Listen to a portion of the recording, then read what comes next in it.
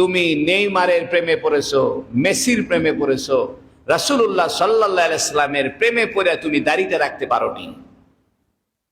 কিয়ামতের দিন যদি আল্লাহ জিজ্ঞাসা করে, তুমি আর্জেন্টিনা ব্রাজিলের গেঞ্জি পছন্দ করে সে গেঞ্জি গায়ে দিয়েছিলে, তুমি সেই দেশের সাপোর্ট মানুষকে বুঝাইছো, তোমার হুন্ডার কালার চেঞ্জ করেছো ব্রাজিল আর আর্জেন্টিনার পতাকার কালারে, কিন্তু তুমি কখনো চিন্তা করনি যে আমার চেহারা দেখে যেন মানুষ বুঝে আমি রাসূলুল্লাহ সাল্লাল্লাহু আলাইহি সাল্লামের উম্মত।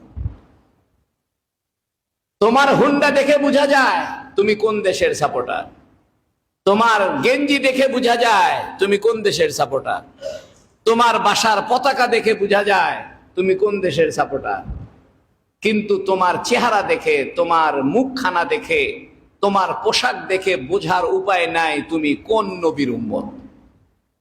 তুমি কি ইমানদার, তুমি কি মুসলিম না কাফের, বুঝার কোনো উপায় নাই। এই জন্য মনে রাখবেন, ইসলামী পোশাকের একটা বড় বিষয় হলো আইডেন্টি। আপনার পোশাক দেখে বোঝা যাইতে হবে আপনি মুসলমান, তাছাড়া আপনাকে সালাম দিব কিভাবে?